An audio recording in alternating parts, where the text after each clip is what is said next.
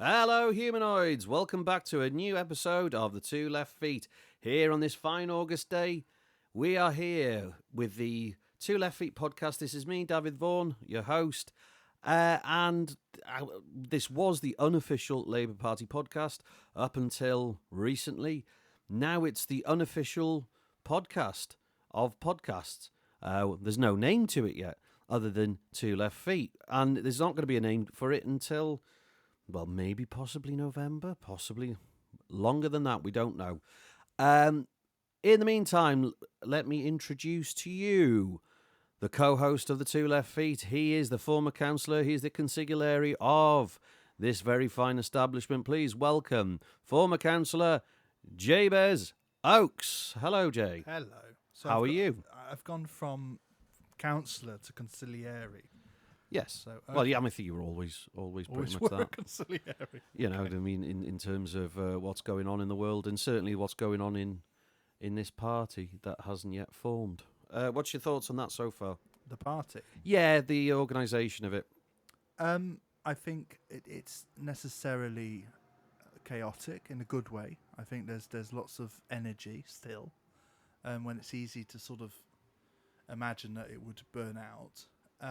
I think one of the most sort of inspiring things about it is how many people are hoping, and they hope it's going to be something that they can be politically aligned to, and that they felt politically homeless, especially since the Labour Party came into government, possibly since Sir Keir Starmer was elected as the leader of the party, and various actions were taken to alienate members of the Labour Party. So I think, yeah, it's still in that space where I personally feel quite hopeful, and I think there's not been anything yet in my sort of local area to suggest that I should be worried about how it's being organised, or to think how, things might not be. You're not worried Going about the well. organisation in your local area? No, because as long as you follow sort of basic principles and rules of how you organise these meetings, what can go wrong at this stage? The only thing that could go wrong is if we put in a load of work to bring members together and organise these meetings, and then things are sort of railroaded by a sort of central group of leadership very far away. The other concern that I've sort of heard from a couple of people on different platforms is the involvement of already established groups.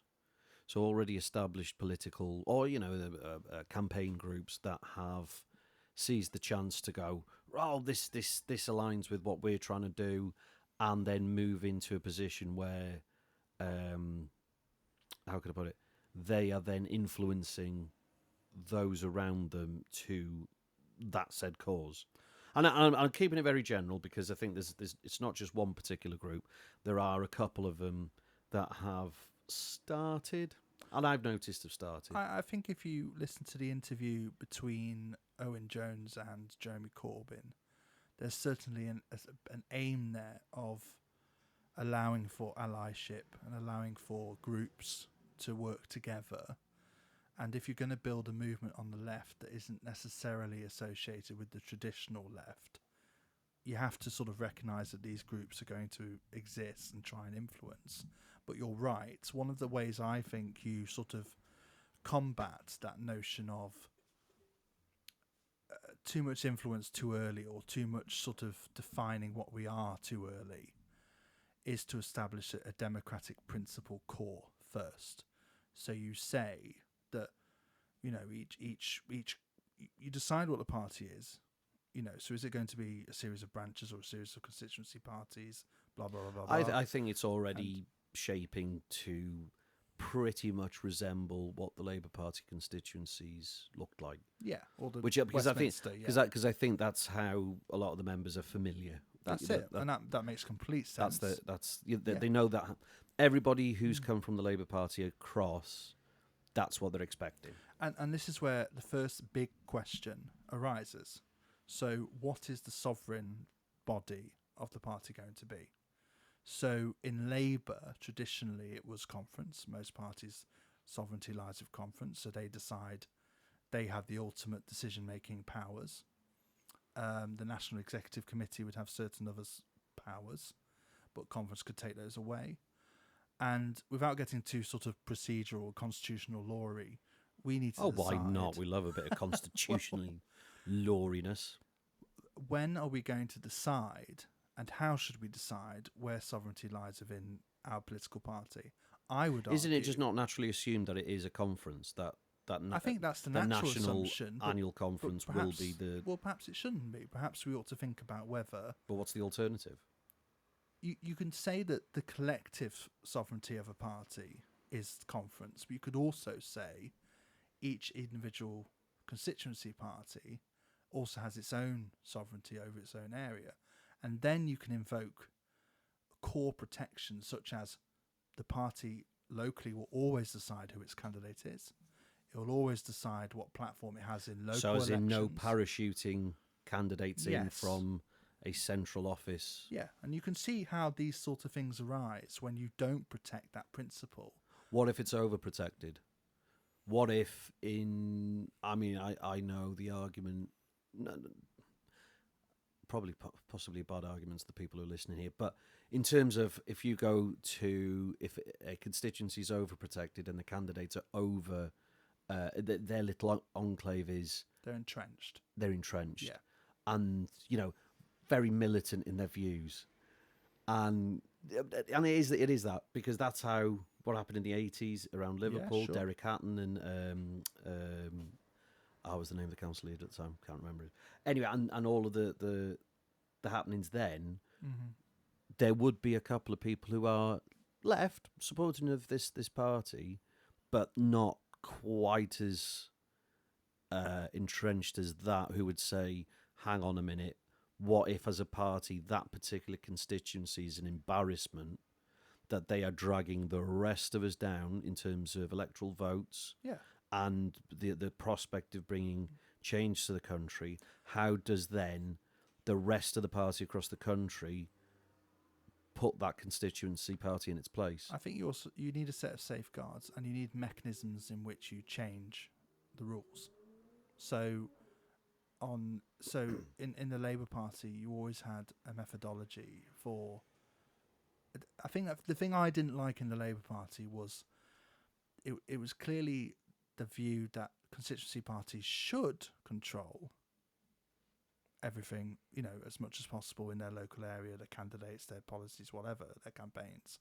But that never actually happened in practice. No. What I would like is more clear red lines. So the principle is, and the rules are, you're a political party in your local area, you get to decide your candidates. If you keep picking, you know, someone who is breaching our guidelines for candidates or our rules for candidates, or keeps breaking the whip, I don't know, then in certain cases, larger bodies or national bodies can take steps to get involved, but not in a sort of parachuting or getting their own guys in or getting their own sort of supervisory jurisdiction over it. They just say, well, here are the red lines. No, the fear from members, ordinary members, Sure. is that suddenly the party that they've supported, they put their time, effort, everything that they have and their being into creating, making, pushing, getting their candidates in, getting them elected. And they get to the point where they're elected, and if it's like the Labour Party, it then turns into... And it is, okay, I do understand it's a representative, not delegate position. And I think a lot of members do need to remember that it is a representative, not a delegate position. I think it's the feeling of utmost betrayal on a subject that means something to them, and eventually, over the course of a politician's term, everybody's going to hit that point. And I've seen already, and this is where I'm a little bit worried about some aspects of the membership. I've already seen the phrases of, well, if this party is going to stand on this issue this way, I'm not going to support it. Cue, big turn, slamming the door, bye-bye. In a very sort of online dramatic way. Yeah, fine. When it is one subject, and it's the subject, but it's a subject that means something to them. I think that if, for example, people who we know who were decent enough representatives in whichever level of government they were in makes one decision that defines their whole term, their whole time in their post, and it might be something that they later regret, but at the time it's what was deemed the correct thing because the members didn't know as much as what the supposedly informed politicians knew. Mm-hmm. When it gets down to that, where do you stand? Do you allow it to be a representative model, or should there be something that comes in where the constituency has a vote and demands of the candidate, of the elected person, you must vote this way? Should there be that sort of a level of control from the party? I think that from the constituency party. I mean, yes, yeah, sure, and I think that's when. I mean, you know what I'm talking. Yeah, I'm not saying that particular example on there because I don't think it's fair to the person. If you had that model where a constituency party could order a representative, be an MP, Senate member, whomever, councillor, to vote a particular way, you can do that, but then you have to acknowledge that is against the way politics in Britain works. But isn't the whole point of doing politics differently? Is it to change politics? Isn't this part of it? It may be, and that may be just because it hasn't been done in the past. Mm-hmm. But you've got to think of the consequences and the symptoms of doing that. So, if a local party, and again, this is where we have to sort of, I mean, we've had instances where the National Party whips MPs a certain way and says, you must vote this way. I don't know. I mean, they've suspended MPs for voting the wrong way. And that causes, I mean, I don't like that. I don't think a member should lose the whip just because they voted a different way. Yeah, because they didn't want to starve kids, or I mean, make grannies freeze in winter. Well, I think that's the opposite argument in a way. If local parties take were money allowed from disabled people, were allowed to order MPs to vote a particular way, does the National Party vote against dropping bombs on famine-starved people? Does the National Party have the power? Sorry, just a few examples, but to remove MPs if they don't vote. If they don't, because voting against all of that is so. So there's the crossover, right? Yeah. So bottom up, do members have the power to control their local representative, who is elected by people who may not be members of the party, but turn that around. Should the leader of a party be able to remove members of parliament from the whip because they haven't voted a particular way or because they've said something or done something?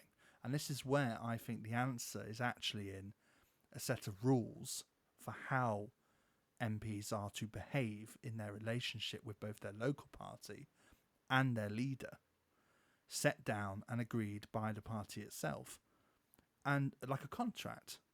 And that's what was missing from the Labour Party. It was kind of, once you get your foot in the door and once you get your head over the line, you're free to do what you want. Yeah, you are then the representative, and that's it. And this is the thing, from a constituency party sort of member point of view, that's frustrating. It is frustrating because suddenly you've got this person who you invested time, effort, money, whatever in, and they've gone AWOL. Yeah, and they might not even feel the need to come and sit in meetings with you anymore or inform you what's going on, or the times that you might have with them might be varies, once every 3 months, once every 6 maybe, because they suddenly don't have the time to drop in on branch meetings. And you definitely wouldn't get my branch meetings. And this is it. And this is where I think we need to go bottom up. And the way you do that is to establish what... But what rules? What rules specifically could there possibly be to invoke a fair contract? Because if you go down the line of I mean, I don't disagree with the whole principle of a contract like that, but in terms of say that this party becomes a part of a government, I'd say coalition, if Yeah. if you know In whatever if which way. ambitions go in anyway, Yeah. it'd be coalition at most. And in that time, the then leader, with whoever they're dealing with, needs a specific piece of legislation through for that time, for whatever it is. But the constituency party goes against it, and most constituency parties go against it. But in terms of the general public, it's what the general public want. Mm-hmm. That's the contrast. Well, that's a nightmare scenario. Who wins? Who wins? Well, the leader doesn't win. The leader doesn't win. Either way. The party doesn't win. Well, this is it. Do you want a truly democratic party or not? And one of the foibles of democracy, and one of the fault lines, one of the difficulties that happens, is sometimes the majority wants some. Well, the first thing that can happen is the majority might want something that will actively harm a minority or the general minority, or there's political situations that happen or circumstances in terms of governance that means the public wants something different to what the party originally wanted, and that can be very nuanced. That can become quite tricky, and that's where we as a party, we're playing our own game, and we have to decide what's politically what do we have principles which can be malleable, and I would suggest that reading a lot of the comments on different Facebook platforms where the members are starting to come together, and we'll talk about realise they don't like each other. No, sorry. Go on. There is an element of that. Well, yeah. I mean, it's like when you go on a work stew, right? And you all go out and have a social, yeah, and then you all suddenly realise, oh, there's a reason we don't hang out. No. I think it's the other way around. I think it's the other way around. Yeah. I think it's everybody's in work, and they don't realise how well they actually get on until the social. Yeah, actually. And then they realise, actually, everyone's fine and everything's all good. But what I sort of, and it is an older sort of observation, and it's still true, and it's not going to go away. But it's something that we will have to deal with. Is that my left is more left than your left, and your left is the wrong kind of left. Well, this this has already happened in a way. I've experienced it, where I kind of I was perhaps being overly protective of myself and my reputation, but there are times when doesn't sound like you. Yeah, there are times when you're in the when you were in the Labour Party where you had to work with people who you politically fundamentally disagreed with, but you recognise that their skill set in terms of getting people elected or developing an argument or using a piece of technology was up ahead. Absolutely. And then whether it was for you or against you. Yeah, quite absolutely. And that's when you're my friend today, but not tomorrow. But anyway, the upshot is that sometimes you have to sort of say, well, even though I worked with those people, and even though I wanted their help and needed their help and appreciated their help, that doesn't mean I'm any less of a lefty or a member of your party or whatever than other people. What's the term again? Wokey. Yeah, or whatever. Yeah. I mean, it's nice that they know how to elect other people, but it's not themselves. Anyway.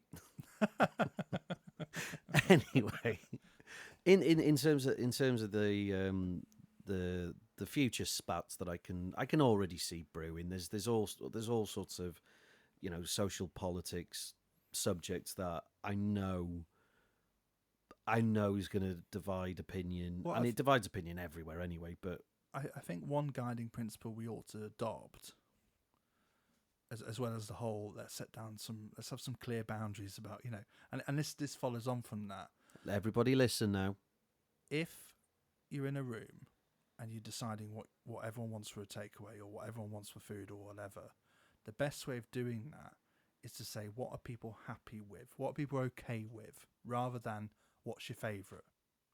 Like it's when you have to make a collective decision where there's only one outcome. Yeah. The best way of reaching that outcome is for everyone to agree on, and it's not compromising. It's everyone agreeing on what they're okay with.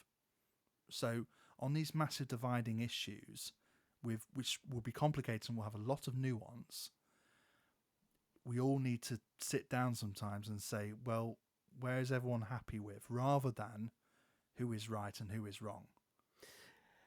A lot of I'm gonna stand up for the member who's shouting right now, saying, "Well, hang on, there's some subjects that it's absolutely right Give for an this." example of a subject. Give an I example. don't want to go into the subject though. Oh, okay. Because Well, no, just give an example. I mean, the example is at the moment is the issues around transgender people. Okay. And then the arguments of TERF women. Yeah. Now, though, that is one particular subject that I have seen crop up on the Facebook platforms, and I've already seen people sort of say, well, if it's going this way, then I'm not going to be party to this or support this. And then other sides saying, well, no, well, what about women's rights? Well, what about trans rights? It's divisive. It is divisive. It's complete. It's unnecessary at this point. Mm-hmm. I mean, I'd say to a lot of people who are trying to organise and help this party to grow and form, it is not the subject that we need to discuss now. It's a subject that you need to discuss in public, and certainly in whatever campaigns you're in and whichever camp you're in, fine. But in terms of the organisation of this particularly very new, very embryotic party, it's not the right time for it. Those decisions. That was a brilliant word you just used, embryotic. Oh. That's fantastic. Oh well, thank I haven't you. heard it. That's a brilliant word. It is. Yeah. It's like a little baby. It's like a little fetus. I'm not going to say what I was thinking then, because for liable reasons, I am not going to say what I think the embryo looked like. Anyway, in terms of where it's going, I don't think those are constructive conversations, especially at this point, for people to say, well, if it's going to be this, then I'm not going to stay here and do it. That's where you must retreat into the broad brushstrokes in those situations, where if people disagree on the nitty-gritty, you step back and you say, well, what do we agree in broad principles? Yeah. And without getting into it, because in that situation in particular, we have to see, well, do we believe in human rights? Can we establish some broad brush human rights principles in the situation? I mean, and avoid the nitty gritty. But then, like you say about the whole Chinese example, or do we even want Chinese food, or do we want Italian food, or do we want Cantonese, or do we want? Actually, it opens it up to far more than that, and especially the bigger the group, the more options and choices. The and harder everything, it becomes. Yeah, absolutely. Yeah. I would just say and ask members who are listening, just hold off. Just hold off for a second. Yeah. Wait until conference gets through. Get the constitutional stuff done first. Yeah. Then every branch, every constituency party, if you want to raise these subjects, have it out then. This is it. And this is the point to finish on with the analogy. We're not even at the stage of picking which takeaway. We're at the stage of working out which takeaways we have in the area. That's where we're at. No, we've just realised we're hungry. That's perfect. There we go. That's where we're at. We're hungry. We're at the moment hungry. Hang on. Are we stopping off for the next services? Yeah, that's where we're at. That's the exact position we're at. 100%. And I would just sort of appeal to people who are listening, just calm it down a touch. Don't get hangry. Don't get hangry. It is that. Once the constituency parties are up and the meetings start taking place, that is the time to start campaigning on where the party goes on that particular subject. And when that happens, and especially with the big subject with transgender rights and women's rights and everything in between, when that subject comes up, whatever the vote is, It's the vote. that's the vote. Mm-hmm. That's the democracy of the party, and it has to be accepted. Yeah, and hopefully, and sometimes it isn't. Hopefully, it will be something. Well, we're all happy with, in rather terms than of your analogy, then, of something where it goes. I mean, diametric. that particular one thing. There's other things as well. Oh, You know, yeah. unilateral, universal disarmament of nuclear weapons and everything. That's, I'd say that's a given, but it's not at the same time. There's so many subjects like that where you'd have to sort of accept that it's like you say. I don't want to say what you try to avoid. It's compromise. There's a middle It's way. not compromise. It's not compromise. No. It's just that there's going to be a setting where the vast majority, including the British public, will be happy with that at that setting. It's introducing the concept of contentment over. I mean, apps. I mean, let's wrap up. But yeah, we'll wrap up this particular. This is the constitutional talk yes, of the party. But yeah, we'll get into the other subjects as time goes on. Mm-hmm. Yeah, I just sort of, in terms of how representatives are held to account, there's going to be a big discussion. That's the most important. They're the more important discussions at the moment, because it's not the big. I mean, there's big social subjects that do need discussing. Mm-hmm.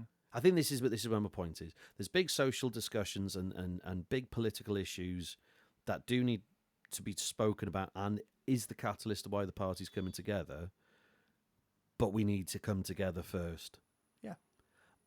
And the conversations where we need in the party are the things like we've just spoken about, is how are elected officials accountable? How does the constituency party relate to the national party? How does Wales relate to the National Party, and Scotland relate, and blah, blah, blah, and all of those different relationships? Is it going to be modelled based on the Labour Party structure? Is it going to go to a different kind of structure? Mm-hmm.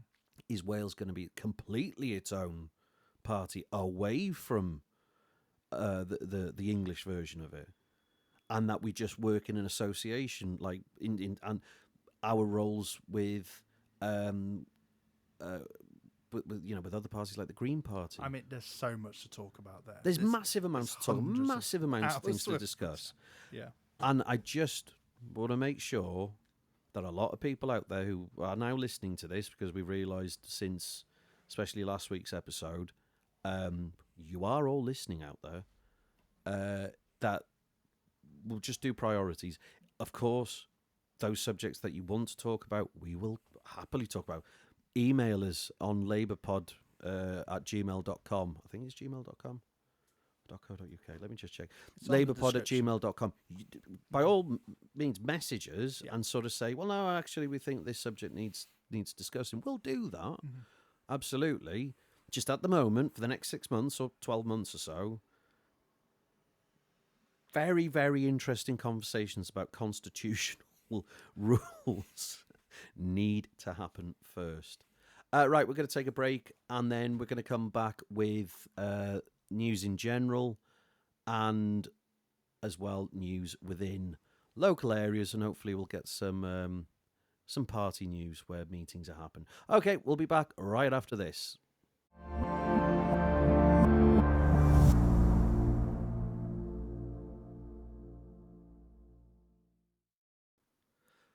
Welcome back to the Two Left Feet with here. My name's Dafydd Vaughan, and alongside my co-host Jay. Oh, sorry, forgot.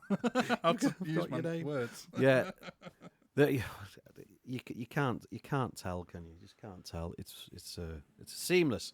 Right then, we after talking about the constitutional stuff about the party, just a couple of things going to some of the members out there. Thank you to Matthew Wilson, who got in touch and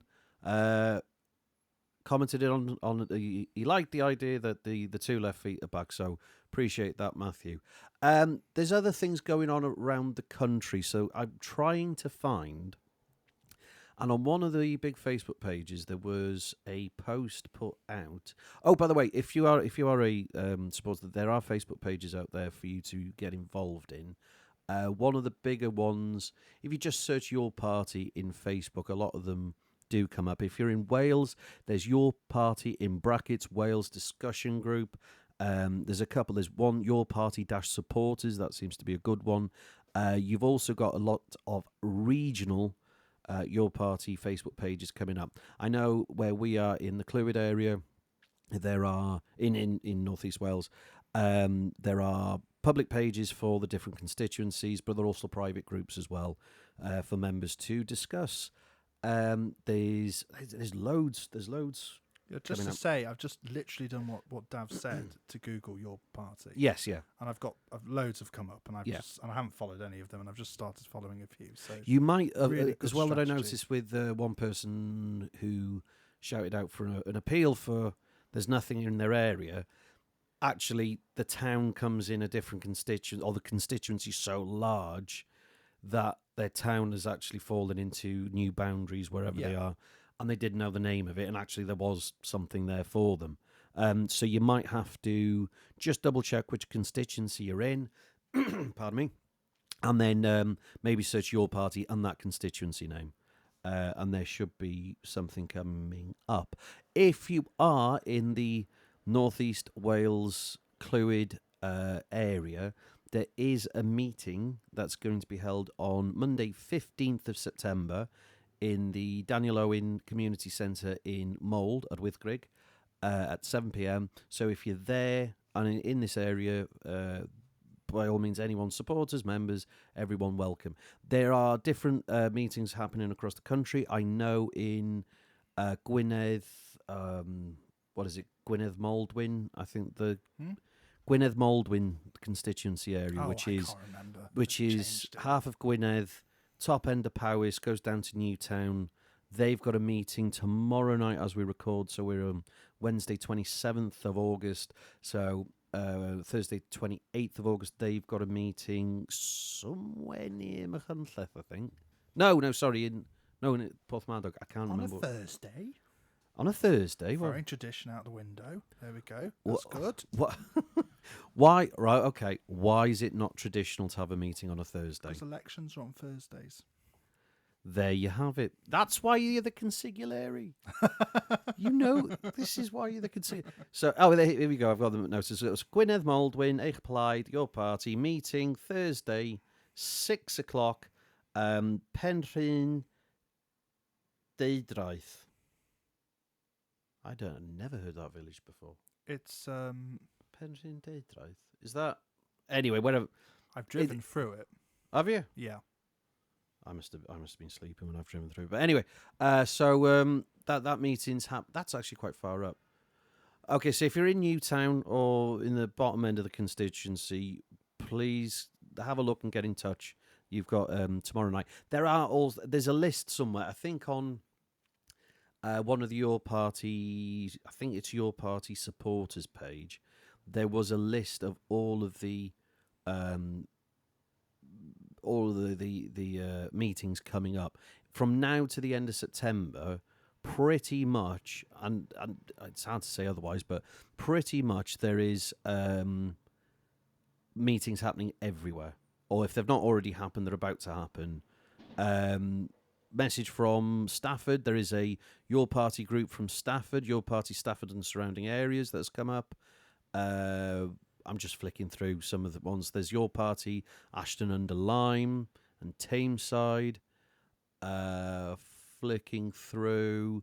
There's loads coming up everywhere. Basically, if you think that there's nothing out there probably is. There's probably a group or a page set up already. Just have a look somewhere on Facebook. There should be something for you. And if there isn't, then you're probably the one that's going to have to start it. In all fairness, that's where we're up to. That's what happened to you, wasn't it? It might have happened to me, yeah. Where it was just sort of, well, it's obviously started with a friendship group and a group of people who we know very well. And I would say that as well. If you had like a sort of group of people who attended your old Labour meeting, not together, but sort of you knew you get on with. There's a camaraderie there. Like try and you knew they were either getting suspended or pushed out, or you knew the reasons.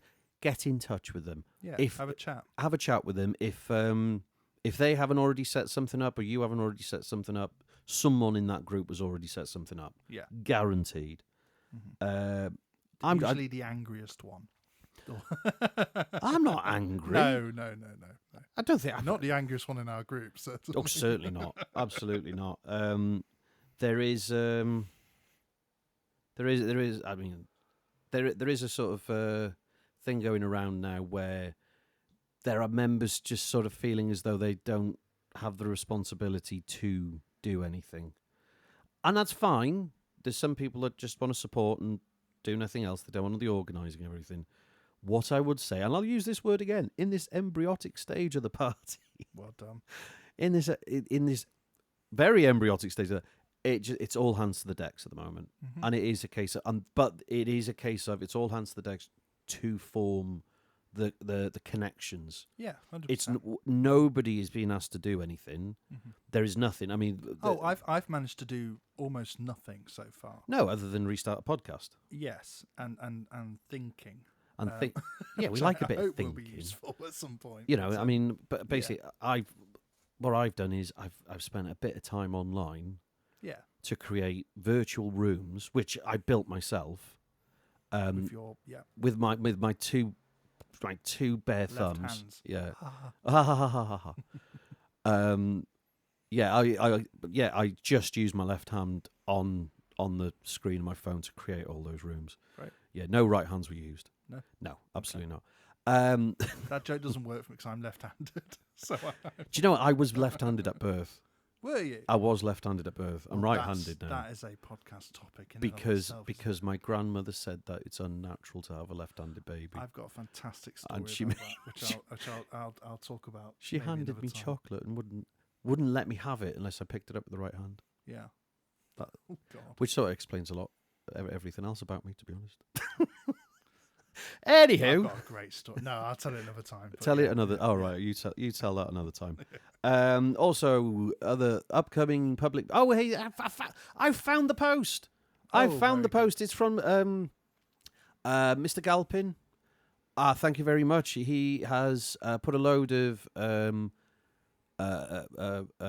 was going to say a collage. He's put a list together of all of the upcoming meetings. So, thank you, Mr. Galpin. We have got Banbury. It's a social. It's the Globe Room, Reindeer Inn, Parsons Street. Sorry, I thought they said Saint then. Parsons Street, Thursday, October 16th at 6 p.m. Birmingham, Brig Cafe, The Warehouse, 54 to 57 Allison Street, Sunday, 31st of August, 2 p.m.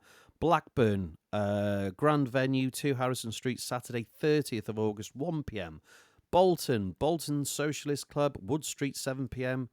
On Tuesday, 9th of September. Brighton, Friends Meeting House, Ship Street, Friday, 29th of August, 7 p.m. Refreshments available from 6 p.m. Bristol, Hamilton House, Wednesday, 27th of August, 7 p.m. Canterbury and Whitstable, Canterbury Baptist Church, St George's Place, Wednesday, 17th of September, 7:30 to 9:30. Cardiff, Sophia Suite 1, Wales National Sports Centre, Sophia Gardens, Wednesday, 27th of August, 7 p.m. That's tonight. That's tonight. Bristol's tonight. I've just realised we're in the end of August. Okay, so that's tonight in Cardiff. If you've heard this after Wednesday, it should come out this evening, but it's probably too late for that one. Ceredigion Preseli, Aberath Community Hall, Saturday 13th of September, 12:30 p.m. Chesterfield and North Derbyshire, The Hub, 61 Low Pavement, Wednesday 10th of September, 7 p.m. Low Pavement. Where is it? Chesterfield, North Derbyshire. Yeah. Where's High Pavement? Anyway, Clwyd, as I said, we're in the list. Thank you. We're in the list. Daniel Owen Community Centre at Whitgrid Mould, Monday, September 15th, 7 p.m. Cornwall, the Camborne Community Centre, Friday, 29th of August at 7 p.m. That's this Friday. Please post on your party, Camborne, Redruth, Hale, Facebook page if you're going to attend, as room capacity is restricted. Dundee, Thursday, September 18th. Register with Eventbrite. New Left Party Dundee debate.eventbrite.com. All one word. Huddersfield, St George's Square, Saturday, October 18th at 1 p.m. Isle of Wight, Unitary Hall, 9 High Street, Newport, Thursday, September 4th, 7 p.m. Newport, Isle of Wight, I absolutely adore, because that's where I go for my summer holidays. All right. Well, the fields behind Newport, anyway. It's where the Isle of Wight Festival is. It's brilliant. Anyway, Very good. Leicester, Secular Hall, Humberston Gate, Sunday, August 31st, 2 to 5 p.m. Lincoln, St Mary Le Wigford Church, St Mary Street, Thursday, 28th of August, 7 p.m. London, fair few in London. You've got Ealing, Crystal House, 2 Agate Close, Twyford Abbey Road, Saturday, August 30th, 2 p.m. Greenwich and Bexley, the Woolwich Dockyard Clockhouse Community Centre, Defiance Walk, Saturday, 30th of August, that's this Saturday, 2:30 p.m. Haringey, All Good Bookshop, Turnpike Lane, Tuesday, August 26th. Oh, that was last night. That's already gone. Haringey, you've already been. Lambeth, Advocacy Centre, Beehive Lane, Thursday, September 11th, 7 p.m. Waltham Forest, William Morris Community Centre, Greenleaf Road, Tuesday, September 9th, 7 p.m. Lowestoft, the Mayfly Cafe High Street, Tuesday, August 26th, 7:30 p.m. Newcastle, Tyneside Irish Centre, Tuesday, September 2nd, 7 p.m. North Wales, as I said. Oh, no, there's a different one in central North Wales. Llanfair Fechan Village Hall, tonight at 7 p.m, August 27th. You've been and gone before you've heard this. Oldham, Empire Suite, West End Business Park, Thursday, August 28th. That's tomorrow night, 5:30 to 7:30 p.m. Ticketed event via Eventbrite. Oxfordshire, Wesley Memorial Hall, New Inn Hall Street, Oxford, Thursday, September 11th, 7 p.m. Oxford fundraiser. There's a fundraiser. Ovada Warehouse, Osney Lane, Saturday, September 6th, 7 till 11 p.m. Portsmouth, Fratton Community Centre, Trafalgar Place, Tuesday, 9th of September, 7 p.m. Preston, Sports Centre, Cardinal Newman College, St Augustine's Place, Saturday, August 30th, 3:30 p.m. Redcar, Durham Road Community Centre, Thursday, September 4th, 7:30 p.m. Scarborough, Room B, The Street, 12 Lower Clark Street, Tuesday, 2nd of September, 7 p.m. Swindon, Broad Green Community Centre, Salisbury Street, Thursday, August 28th, 7:30 p.m. That's tomorrow night. Thanet, The Red Hall, 11 Grosvenor Road, Grosvenor. Well, Grosvenor Estate, isn't it? Broadstairs, Wednesday, September 17th, 7 p.m. Todmorden, Your Party Picnic at Pollination Green, Saturday, August 30th, 2 to 5 p.m. Warrington, Friends Meeting House, Academy Way, Thursday, August 28th, 6:30 p.m. That's tomorrow night. Welwyn and Hatfield Hyde Sports Club, Beehive Lane, Welwyn Garden City, Thursday, September 25th, 7 p.m. Weymouth, Cantonary Club, Jubilee closes. That doesn't mean. Thursday, 18th of September, 7:30 p.m. Whitney, Blanket Hall, 100 High Street, Thursday, 28th of August, 7:30 p.m. Places that have already held meetings include Anglesey on Ysmorn, Ashburton, Calder Valley, Canterbury, Chorley, Coventry, Doncaster, Exeter, Frome, Grimsby, Halifax, Ipswich, Leeds, Liverpool, London, in terms of Bethnal Green, Croydon and Wanstead, Manchester, Newton Abbot, Norwich, Oldham have already had a meeting, they're going to have another one, Plymouth, Preston, Rotherham, Sheffield, Southampton, Southend, Stockport, Swansea, Warrington already and Wolverhampton. Check with your local Facebook listings for any of those meetings or future meetings in those constituencies. There you go. So thank you to Mr. Galpin on Facebook on the Your Party supporters page. You can see that list on Your Party-supporters page on Facebook. Mr. Galpin is he's updating that list. That list is constantly changing. I would like to see that list pinned to the top of that page as well. If the page organisers could do that, that's very helpful. But there you go. So that's the activity in the country over the next month of the variety of meetings that are happening. What do you think about that, Jake? Again, it goes back to the whole, it's really nice to see people, trying to move things forward. Again, so long as we remember. I've just been browsing the that page, Your Party, Corbyn and Sultana supporters. The official one? Supporters. No, unofficial. The Dash supporters one. Yeah, and there's a variety of views, and some of them I don't like, and some of them I do. Yeah, but it's really nice. Again, going back to what we've spoken about before about quick snapshot Twitter-based arguments and whatever. All the comments are well thought out. They're long. They're even if some of them are a bit, not my cup of tea. They're all well thought out, and I've experienced this on the various group chats I've been on as well, and I'm sure you have too, Dav. So I hope each of these meetings is a chance for everyone to sort of set their own stall out personally about where they're at politically in like the national situation. Yeah. And to sort of gauge what we can all do together in terms of organising, a political party. And that's the first difficult bit that people don't often do. And it's really nice to see all these different meetings happening all over the country. There's a good breadth of areas there, that, from north to south. Some places I'm familiar with, like Chesterfield, and various locations as well, like a friend's house, which is always nice to see. Yeah. And also village halls, and Is that was sorry? Did I just read out? Oh right, you mean a Quaker's friend's house? Yeah, Quaker friend's house. The one in Warrington. Not my friend. I just sort of had a heartbeat dropping moment there where I went, did I just read out someone's personal address? No, you didn't. No, it's a confusing term.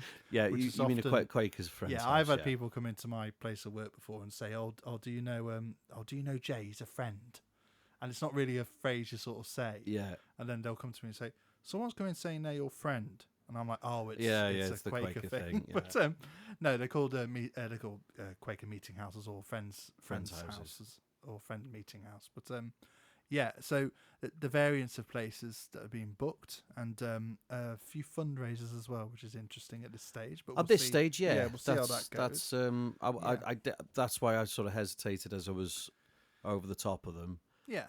Hopefully there'll be discussions as well, even if there's an issue there with raising money. But yeah, to pay for the room, possibly tends to be. You don't know what it. I mean, I know the meeting that I'm holding.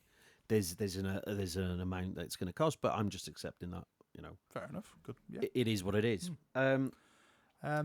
Yeah. So, in terms of organisation on the meeting front, well done to everybody who is organising something and getting something on the go. Don't be disheartened about some comments coming through. As you were talking then, I've had a comment just come through on a meeting page that I'm in, not one of mine, it's another part of Wales, where because of the size of the constituency, the argument there is now it's too far away.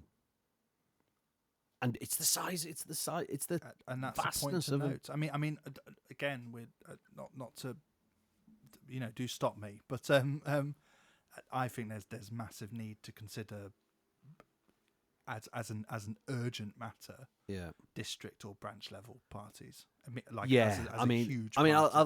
can sort of say what it is. It's that Gwynedd Maldwin. So it's a dual constituency because the way it's all that is the big one for Well, Wales. it's the Welsh dynamic and the Westminster dynamic Yeah. as well, and that overcomplicates things. I'm gonna have to reply to them to this person afterwards. And exactly what you're saying. It might be a case of that they have to separate. Sorry, You know, it we has need to to be. note this down as an issue, and So this is the teething know. problems, but I already know from that reply that's someone who's angry now. that's fine. But All I'd say it's is frustrating. but Being for that involved in a party is frustrating inherently. You know, it's hope, but also frustrating. One thing I would say about the branch party thing is that one thing that Sultana has mentioned, and I completely agree with, was something they were trying to do in when Corbyn was leader of the party, was having community leaders and community orientated campaigning. That would work best if we had community level parties rather than just constituency level parties, or instead of constituency level parties. And there's ways of talking about that and thinking about that, which probably is too much detail for now. Yeah. But I really think we ought to seriously consider how we're actually going to campaign and how it's better to have maybe a different party structure than one we used to. But there you go. There you go. Right, especially so in Wales. that's party news. If you have got any party news and you want us to put a shout out for anything, then by all means get in touch. We're still at labourpod at gmail.com. Yep. Email wise, and then drop a message on there, either there or Facebook. You can like us on Facebook. There's a Facebook page that is the Two Left Feet, and I have changed the name of it to Your Party, but I think it still says Unofficial Labour Party Podcast. But it isn't anymore. I mean, we'll still talk about the Labour Party, and it's what we know as well. But by all means, get in touch with any news within the party, and we will put it out. Right, we're just going to go for a quick break, and then we'll be back with the last segment for this week's show. Right, back in a second.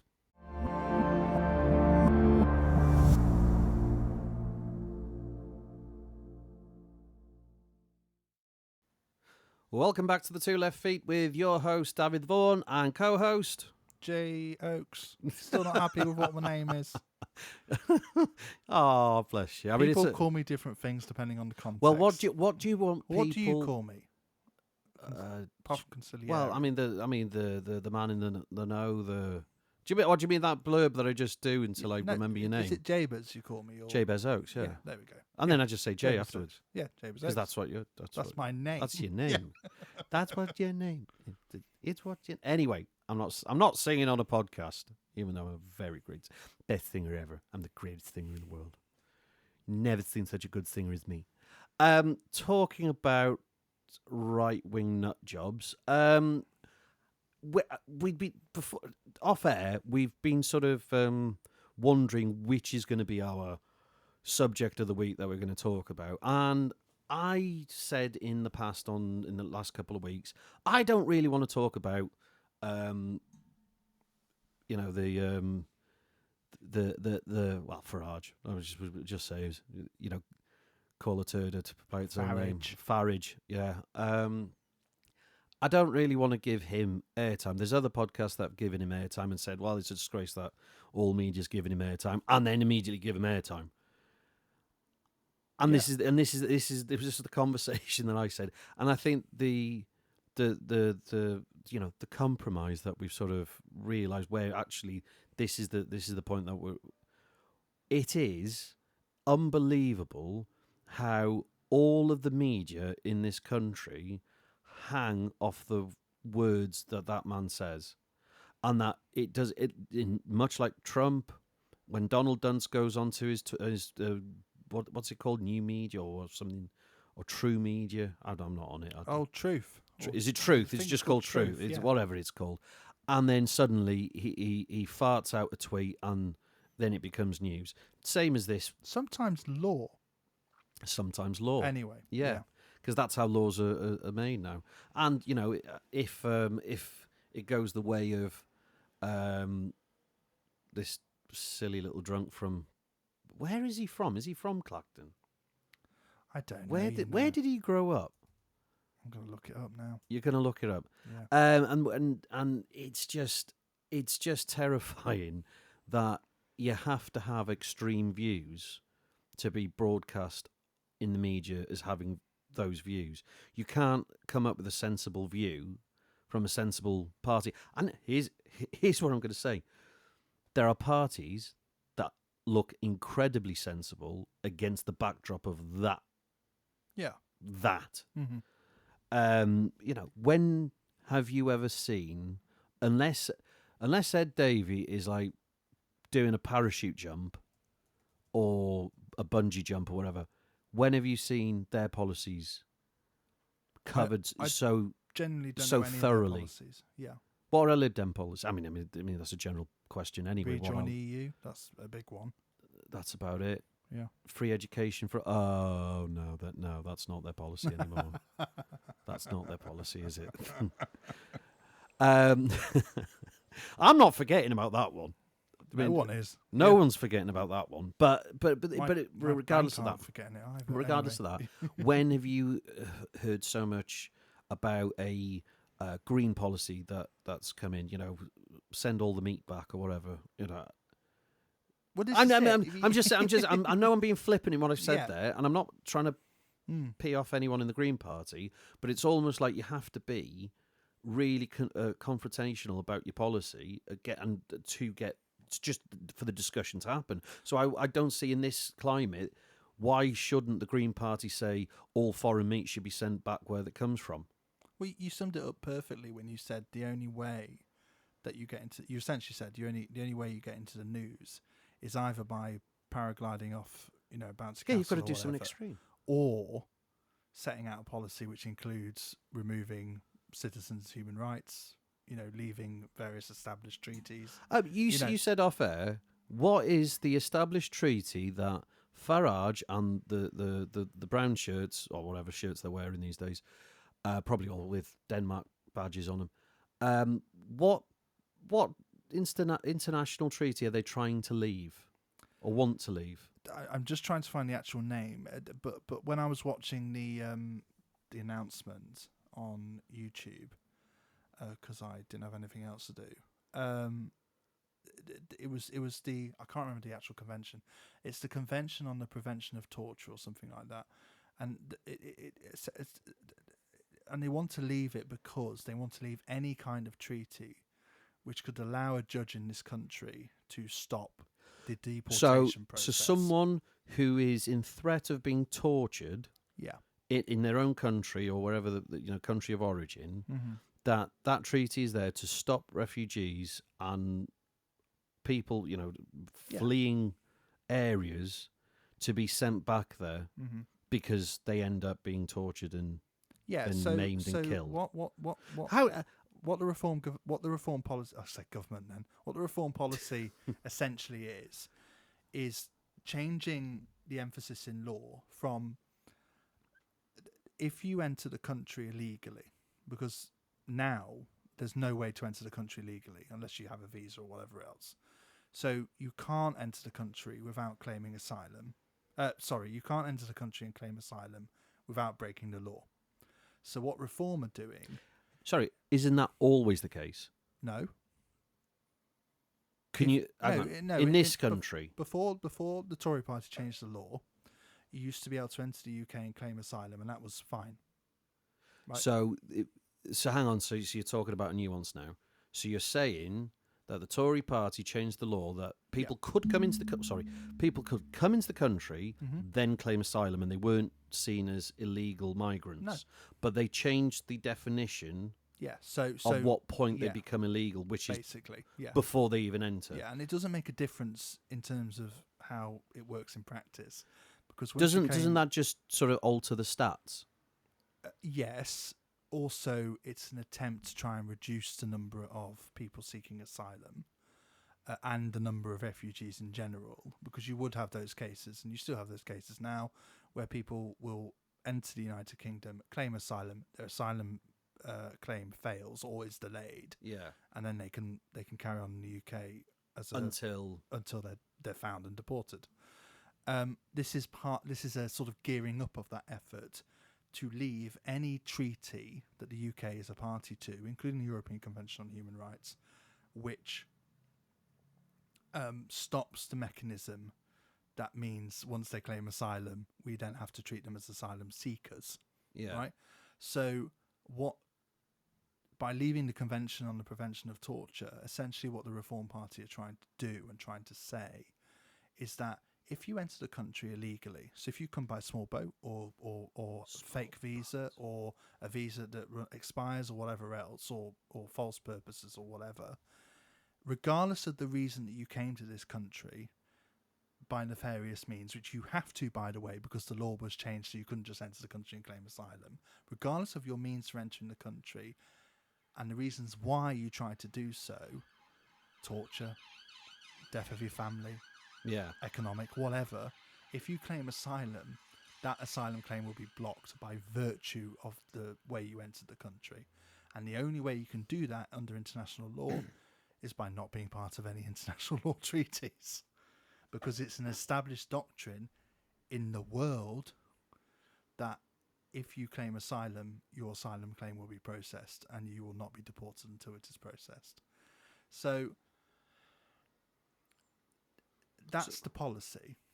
That's just not. That's just so by reshifting the wording of the law. Yeah. Gone from so now that means that every asylum seeker is a legal migrant. Yeah. Which is why the stats have jumped. Yeah, and the Conservative Party did that, not Reform. You know, so it's massaging of the figures then. Yes. So it's always been that case. And it also fundamentally changes. I'd have to look into this, but it fundamentally changes how you can treat these people as well. I read an astonishing article on how, and I'm not giving credence to Farage and his issues. I'm talking about vulnerable people who come into the country. When you enter the UK by boat, small boat, you tend to be taken to some kind of military camp for processing. One of these military camps, I think, is called Hampstead, and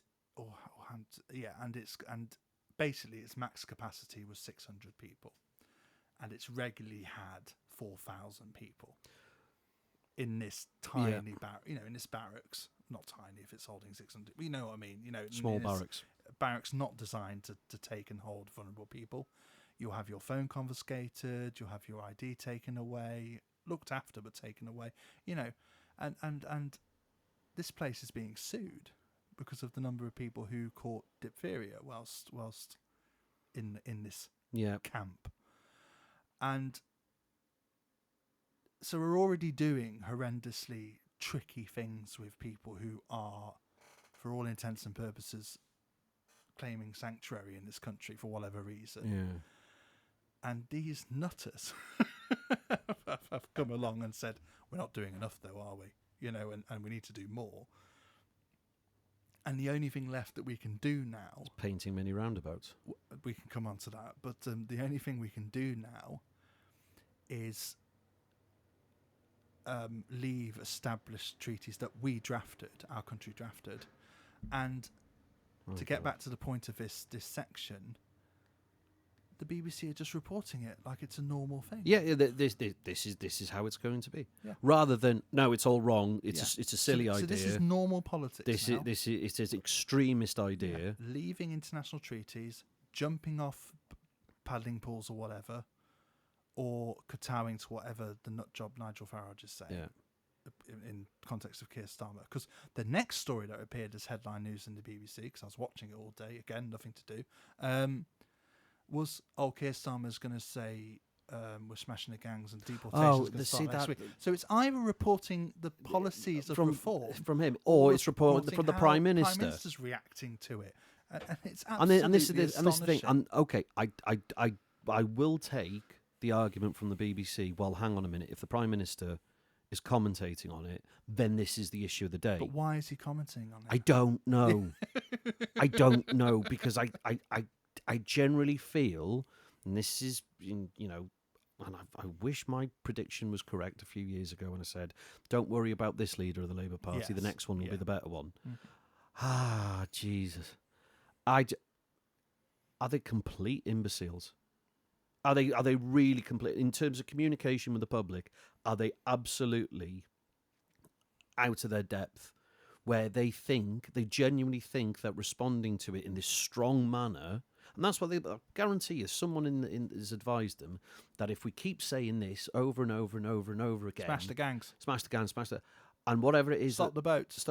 And they keep saying it, that it becomes the zeitgeist, that this is what Labour are doing. When actually it doesn't. It just reinforces that this is the biggest issue happening into this country today, which it isn't. There's a whole lot more important things that are happening in this country which are going unnoticed and unreported, while the Prime Minister of this country is taking head on an extremist right-wing leader and giving him credibility. I mean, it's the lending of the credibility from someone who should know better. It's the gifting. I don't think he's going to get it back. No. You know, every moment that Starmer adapts. I mean, as well. I mean, I'd say the Tories the same. This is their child that they birthed into the world. Yeah. And I don't think they're capable. He was a member of the Conservative Party. Yes, of course he was. Yeah. He was born in Kent, by the way. Oh, of course he was. Yes. In Farnborough? No, Farnborough. no. I think that's just a word that follows him around wherever he's going. An absolute one as well. All I want to see is that for certainly, okay, there's an element of the media could say, well, we've given you a lot of exposure here, Nigel. Nige. Our mate Nige. Lead up to any elections. Well, actually, we're going to concentrate on everyone else now, and you're going to get no exposure or very little or nothing. And then they could say it's balanced. I could see that argument. I could see that there's a possibility there. The other argument is the polls, but that's itself. Nigel hates the polls. Nigel, well, yeah, of course he hates polls. Unless they're flag polls. Oh, right. I thought you just anyway. No, he hates polls, unless they're flag poles or street lights. Street furniture is fine. Allegedly. Sorry, I just got an inkling. Why allegedly? We should just put allegedly at the end of that. He can love street No, he's lights. not a racist, Dav. He's said many times he's not a racist. How have you gone from that to racism? I don't know. I'm just making it clear he's not a racist. Okay. He's not. He's not a racist. He's not. No. Okay. Right. He thinks you should be scared of Romanians. I want to see see between now and the next podcast. I want to see, can we find a reported SNP policy, applied Cymru policy, in the Nationals now, a Green policy and a Lib Dem policy, a minimum, just one thing from each. And then I just want to see, did any of the main ones report on any of those, or anything that was said that isn't to do with that jumped up little tit. We'll see. Are we swearing now? Are we allowed No, we're to not swear? swearing. Oh, okay. Is tit swearing? Hey? Little tit's not swearing. Is it? It depends on the adjective, I think. T-I-T? You're talking about the bird, aren't you? He is Yes. Little, Yes, an absolute blue tit. Little flapping tit. Yeah. Anyway. I mean, it's madness. Sorry. Not anyway. I've just looked at the House of Commons composition. Reform UK, guess how many seats they have at 4. the moment? 4. You know that, okay. Yeah. The Green Party have the same number. Yes, exactly. Right? And they're currently having a leadership election, which is not in the news at all, right? No. Because arguably, why should it be when they've only got 4? Do you know what I mean? Like, announce the winner, sure, but there doesn't need to be continued coverage. I know what the argument is. The argument is that the polls aren't with the Greens. No. Well, They're not four polling at members of Parliament. 25% or whatever it 4 is. seats. Yeah. 4 votes. Yeah, but then Liberal Democrats have 72 seats. yeah, They've got I can't do the maths, but it's 72. No, how many more? 68. Yeah. I mean, it's 72 take away 4. It's not. I mean, if that's the case, I mean, Tony Blair's whole thing of education might have gone slightly by the wayside. Oh, I just used a calculator. I don't need to do that. You used a calculator for 72 minus 4. No, not then. I just didn't do it because I knew you would do it. I'm dumbfounded. Yeah, but there we go. So a party with 398 seats, the Labour Party, Yes. is being influenced by a party with 4 seats. Yes. Much like Am I how allowed to use the F word that isn't Farage, or are we just... no, No, I no. think we'll avoid. I think yes, but it is no, complete. fascism, I was going to say. Not... oh, dear. No, that comes later. Yeah. But there we That go. comes later. I just for the last 40 years, it is a slow creep towards that. What do you? Always is. What is it? The Overton window. The shifting Overton window, yeah. I mean, it's also recognising what stuff is in place that can allow fascism to happen. You know, But there we go. but there we go. Right, Jay, I'm going to have to cut you off there, and say that's Good. that's yeah, absolutely good. That's got to be the end of this week's podcast. Mm-hmm. Because in all fairness, we have spoken about a couple of things. It is worrying, and it's more worrying that it's the media that are flagging this. Yeah. They can have their views, absolutely. If they want their views, they can have their views. Freedom of speech, man, no problem. Freedom of speech should be also relative and proportional, and that's where it is going wrong. The story should not be about any of the nonsense that he goes on about. Mm-hmm. The story should be why is it the media, and they have a responsibility. They have a massive responsibility here. I'm looking at the BBC. Why aren't they being a balanced and proportionate service of news? Do you know who appointed the current head of the BBC? I'm trying to think. It was about Boris Johnson then. No, Theresa May. Theresa May. Yeah. But then she's a moderate. She wasn't then. I mean, in terms What's of Theresa May's most famous policy as Home Secretary? go on. The anti what's it called? The inhospitable environment policy against immigrants. Oh yeah. So sending lorries around, telling them all to go home. That sort of thing. Was that her? Yeah. All right. Okay. And Is that how- the same lorries that were going around fields of wheat and Yeah. picking them? That surprises me. That's it. Mm, How these things link together. Or don't link together. yeah. Anyway, right then, ladies and gentlemen, on that utterly depressing note, on this horrific state of affairs, let me just say, there's hope. There is hope. There's hope. We'll come together. We'll organise something. But like we said at the beginning of the podcast, it's because of this craziness that's going on. Just hold your ground for now, and if members out there could just sort of be a little bit diplomatic and also concentrate on forming the party first, get into the conversations later. Yes, they're important. Yes, everybody needs to be informed about them. But in terms of slamming the door on the way out kind of politics and people's contributions towards it, not helpful right now. Please try and avoid it.